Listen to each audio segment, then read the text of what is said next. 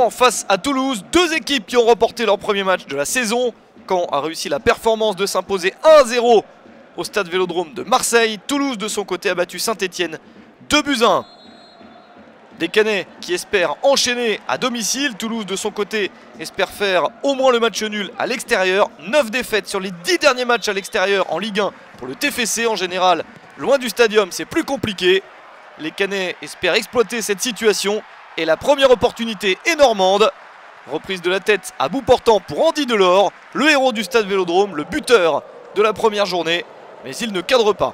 Réponse toulousaine avec ce centre, trajectoire de balle coupée par Martin Braithwaite. Ça passe au-dessus du but gardé par Rémi Vercoutre. À la mi-temps, 0-0 entre les deux formations.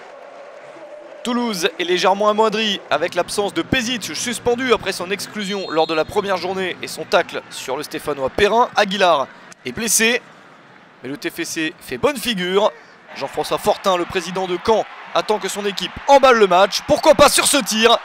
Frappe cadrée de Vincent Bessa directement sur Mauro Goicoechea, l'une des rares recrues toulousaines cette saison. Le gardien uruguayen intervient une deuxième fois pour empêcher l'ouverture du score.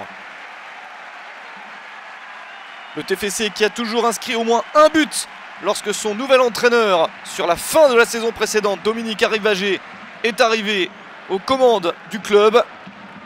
Mais il s'agit surtout pour Toulouse de ne pas encaisser. Et pourtant, Caen réussit enfin à marquer. 69e minute. Le coup franc de Julien Ferret vers la tête de Damien Da Silva, monté de la défense. Le premier but de la saison pour Da Silva. Superbe passe de Ferret. Le milieu de terrain est capitaine du Stade Malherbe. Ça fait 1-0 pour les Normands. Et attention à cette intervention d'Uros Spajic. 90e minute, carton rouge sorti par Stéphane Jochem. Toulouse doit terminer le match et jouer les arrêts de jeu à 10. Dernière occasion, reprise de la tête, une deuxième de Wissam Ben Yedder. Le ballon rebondit sur la barre transversale puis sur la ligne. Et énorme occasion d'arracher le point du nul pour Toulouse. Pas de réussite pour Ben Yedder, c'était la dernière action du match. La goal line technologie confirme que ce ballon n'est pas entré, même si ça se voyait à l'œil nu.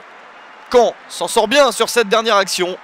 Victoire finale de Caen 1-0 face à Toulouse.